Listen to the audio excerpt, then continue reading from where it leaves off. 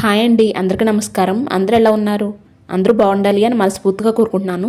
మేము కూడా చాలా బాగున్నాం. ఈరోజు వీడియో ఏంటి అంటే నా డైలీ రొటీన్ బ్లాగ్ని షేర్ చేస్తున్నాను. వీడియో అయితే ఇంట్రెస్టింగ్గా ఉంటుంది, స్కిప్ చేయకుండా చూడండి.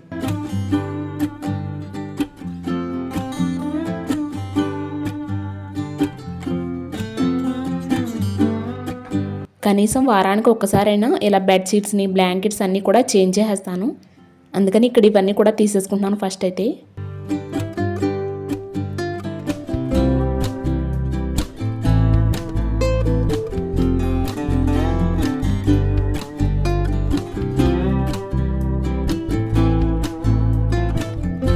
తీసిన బట్టలన్నీ కూడా వాషింగ్ మిషన్లో వేసేస్తున్నాను.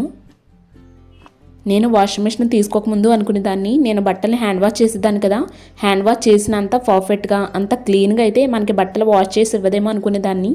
బట్ వాషింగ్ మిషన్లో బట్టలన్నీ కూడా చాలా క్లీన్గా వాష్ చేసి ఇస్తుందండి. చాలా హ్యాపీగా, చాలా సాటిస్ఫై అయ్యాను నేనైతే. ఇంకా నాకులాగా ఎవరైనా తీసుకోవాలా వద్దా అనే సందేహంలో ఉంటే అటువంటి సందేహాలు ఏమీ లేకుండా డెఫినెట్గా తీసుకోవచ్చండి. ఎందుకంటే ఇది మన పనిని కూడా చాలా సులభం చేస్తుంది కదా.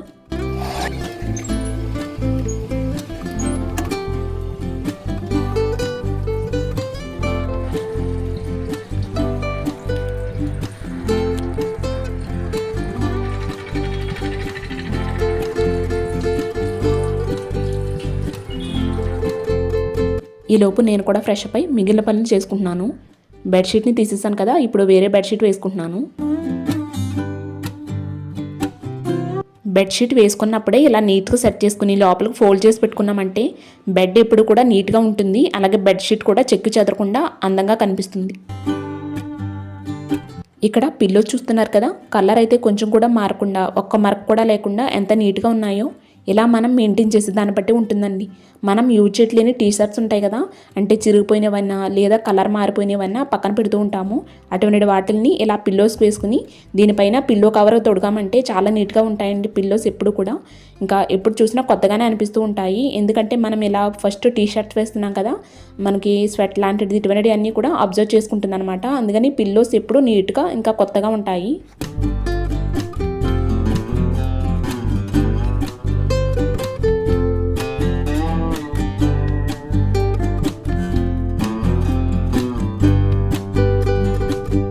ఈలోపు మిషన్లో వేసిన బట్టలన్నీ కూడా వాష్ అయిపోయినాయి. వీటన్నిటిని టబ్లోకి తీసేసుకుని ఇప్పుడు వీటన్నిటిని కూడా ఆరేసేసుకుంటున్నాను. పిల్లల్ని స్కూల్కి పంపితే ఇంకా అందరూ కూడా ఖాళీగా ఉంటారు. ఇంకా వాళ్ళకి ఏమి అన్నట్లుగా అనుకుంటూ ఉంటారు చాలామంది. కానీ పని అంతా కూడా అప్పుడే ఉంటుంది కదా. కిచెన్ క్లీన్ చేసుకోవడం కానీ, సింక్లో వెసల్స్ క్లీన్ చేసుకోవడం కానీ, ఇల్లు క్లీన్ చేసుకోవడం, ఇలా బట్టలు, ఇటువంటివన్నీ కూడా ఎన్ని పనులు ఉంటాయి కదా అసలు. ఇంకా మార్నింగ్ అంతా కూడా బిజీగా గడుస్తుంది. ఇంకా కొంచెం కూడా రెస్ట్ ఉండదు. ఇంకా మార్నింగ్ అంతా కూడా ఎలా గడుస్తుందో కూడా తెలియదు, పనులతోనే సరిపోతుంది. నాకు తెలిసి కొంచెమైనా రెస్ట్ ఉండేది హౌస్ వైఫ్స్కి అందరికీ కూడా ఆఫ్టర్నూన్ టైంలోనే కదా.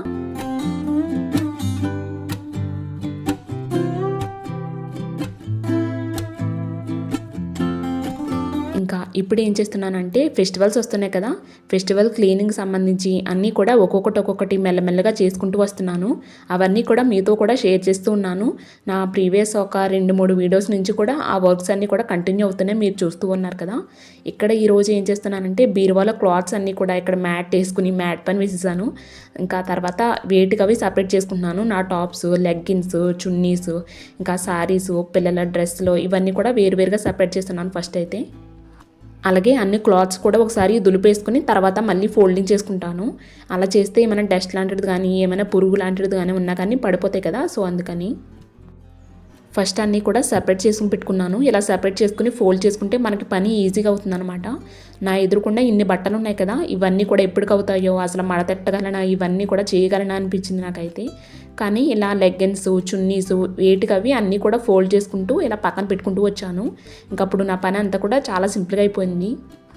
ఎంత సింపుల్గా అయినా కానీ నాకైతే ఒక 2 hours పైనే పట్టిందండి ఇవన్నీ కూడా ఫోల్డ్ చేసుకుని సర్దుకోవడానికి. అలాగే యూజ్ చేయలేని క్లాత్స్ అన్నీ కూడా పక్కకు తీసేసాను.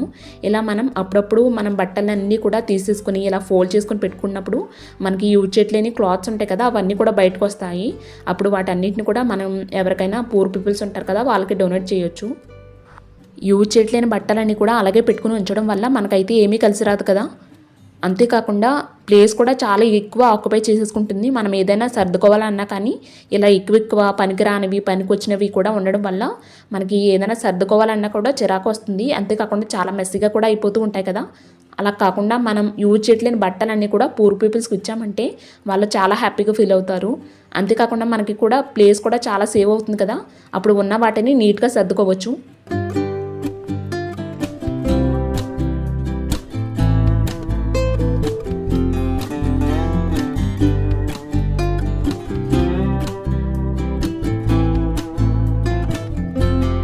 నేనైతే 5 మంత్స్కి ఒక్కసారైనా ఇవన్నీ కూడా ఇలా ఒకసారి తీసేసుకుని మళ్ళీ నీట్గా ఫోల్డ్ చేసుకుని సర్దుకుని పెట్టుకుంటూ ఉంటాను. పెద్దవాళ్ళ బట్టలు అయితే పాతవి ఏమీ కలెక్ట్ అవ్వవు, కానీ చిన్నపిల్లల బట్టలు అయితే చాలా త్వరగా టైట్ అయిపోతూ ఉంటాయి కదా వాళ్ళకి. అటువంటివన్నీ కూడా మనం క్లియర్ చేసేసుకోవచ్చు. ఇలా నేనైతే చిన్న కబోర్డ్ సర్దాను కదా, అప్పుడైతే చాలా బట్టలే వచ్చాయి పిల్లలవి. ఇంకా అవన్నీ కూడా నీట్గా ఒక బ్యాగ్లోకి అయితే ఫోల్డ్ చేసి పెట్టేసుకున్నాను. అవన్నీ కూడా మేము ఊరికి వెళ్తూ ఉంటాం కదా విలేజ్కి, అప్పుడు అక్కడ పూర్ పీపుల్స్ ఉంటారనమాట. అంటే క్లాత్స్ కొన్ని అవసరమైన వాళ్ళు ఉంటారు కదా, అటువంటి వాళ్ళకి అందరికీ ఇచ్చేస్తూ ఉంటాము.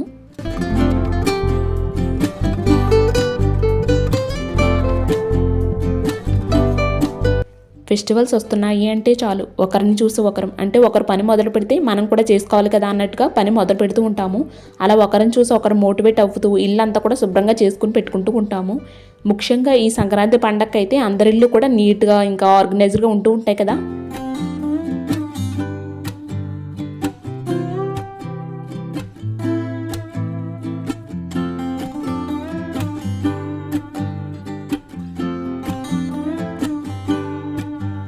పని మొదలుపెట్టేటప్పుడు మాత్రం అమ్మో ఇంత పని చేయాలా, చేయగలనా అన్నట్టుగా అనిపిస్తుంది.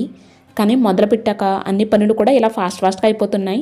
ఇంకా ఫెస్టివల్ క్లీనింగ్లో భాగంగా ఇలా మీతో కబుర్లు చెప్తూ అన్ని పనులు కూడా పూర్తి చేస్తున్నాను ఒకదాని తర్వాత ఒకటి. ఎప్పుడైనా సరే అమ్మో ఇంత పని ఉందా, ఇంత పని చేయాలా అన్నట్టుగా ఫీల్ అవుతూ ఉన్నామంటే ఆ పని అసలు ముందుకు వెళ్ళదు కదా. నేను ఎప్పుడూ చెప్తూ ఉంటాను కదా, పని మొదలు పెట్టడమే ఆలస్యం అండి. ఒకసారి పని మొదలు పెట్టామంటే ఆ పని ఆటోమేటిక్గా అలా అవుతూ ఉంటుంది. అందులోకి ఇటువంటి కొంచెం టైం టేకింగ్ ప్రాసెస్ ఉండే పనులు చేసేటప్పుడు అయితే కొంచెం భయంగానే అనిపిస్తుంది కదా, చేయగలమా లేదా అన్నట్టు. బట్ మొదలుపెట్టిన తర్వాత సగం వరకు పని పూర్తి అయిన తర్వాత మనకు కూడా ఇంట్రెస్ట్ వచ్చేస్తుంది. ఈ పని అంతా కూడా త్వరగా పూర్తి చేయాలి, ఇంకా బాగా చేయాలి అన్నట్టుగా. వన్స్ ఇంకా పని అంతా పూర్తి అయిన తర్వాత అలా చూసుకుంటే ఎంత సాటిస్ఫాక్షన్గా అనిపిస్తుంది కదా అసలు. బిఫోర్ అండ్ ఆఫ్టర్ కంపేర్ చేసుకుంటే పడ్డ కష్టం అంతా కూడా ఇట్టే మర్చిపోవచ్చు. అప్పుడు ఇంకా చాలా హ్యాపీగా కూడా అనిపిస్తుంది కదా. లెగ్గిన్స్, చున్నీస్ ఇవన్నీ కూడా ఎలా సదురుతున్నానో అవి కూడా అలాగే సదిరేసానంటే అవి ఊరికినే అంత మాటలు కూడా పడిపోతూ ఉన్నాయి. వాటి వల్ల బీరువా అంతా కూడా మెస్సీగా అనిపిస్తుంది. సో అందుకని మా ఇంట్లో ఇటువంటి బ్యాగ్స్ ఉన్నాయి, పేపర్ బ్యాగ్స్. వీటిని ఇప్పుడు ఆర్గనైజ్గా రెడీ చేస్తున్నాను. చాలా సింపుల్గా చేసుకోవచ్చు. ఎలా చేస్తున్నాను అనేది చూడండి.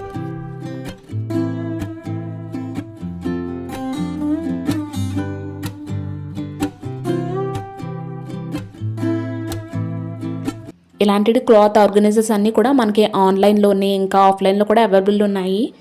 ఎవరైనా కావాలి అంటే తీసుకోవచ్చు. నేనైతే ప్రస్తుతానికి ఇలా ఆర్గనైజర్స్ని ఇంట్లోనే రెడీ చేసుకుని యూజ్ చేస్తున్నాను. ఒక దాంట్లో లెగ్గిన్స్, ఒక దాంట్లో చున్నీస్ పెట్టుకున్నాను. ఇప్పుడు ఇందులో పెట్టిన తర్వాత ఒకటి తీసినప్పుడు ఇంకొకటి డిస్టర్బ్ అవ్వకుండా అన్నీ కూడా నీట్గా ఉంటున్నాయి. అలాగే తీసినప్పుడు మళ్ళీ పెట్టేటప్పుడు కూడా మనకి సింపుల్గా ఉంటుంది. ఎక్కువ స్పేస్ కూడా ఆక్యుపై చేయదు కదా, తక్కువ ప్లేస్లోనే ఇవన్నీ కూడా ఆర్గనైజ్ చేసుకోవచ్చు.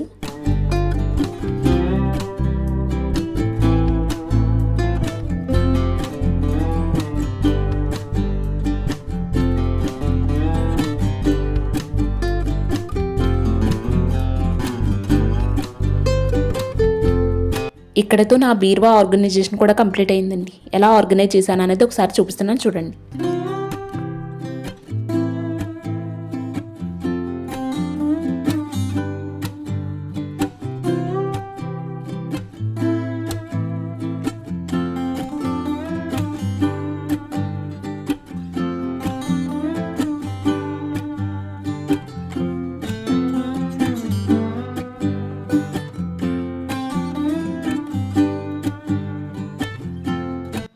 ఈ రోజు ఎండ అయితే కొంచెం ఎక్కువగానే ఉంది. రోజు అయితే క్లౌడీగా ఉండి ఎండ అస్సలు ఉండట్లేదు. బట్ ఈ రోజు అయితే ఎండ కొంచెం ఎక్కువగానే ఉంది. అందుకని పైన వేసిన బట్టలన్నీ కూడా ఆరిపోయినాయి. ఇంకా వాటన్నింటినీ కూడా తీసేసుకుని ఫోల్డ్ చేసేసుకుంటున్నాను. సో ఫైనల్గా ఇదండి వాళ్ళ వీడియో అయితే. ఐ హోప్ ఈ వీడియో మీకు నచ్చుతుంది అనుకుంటున్నాను. వీడియో నచ్చినట్లయితే తప్పకుండా లైక్ చేయండి. అలాగే మన ఛానల్లో ఉన్న మిగిలిన వీడియోస్ కూడా ఒకసారి చెక్ చేసి మీకు నచ్చి యూస్ఫుల్గా ఉంటాయి అనుకుంటే తప్పకుండా మన ఛానల్ని సబ్స్క్రైబ్ చేసుకోండి. మళ్ళీ నెక్స్ట్ వీడియోలో కలుద్దామండి. Thank you so much for watching.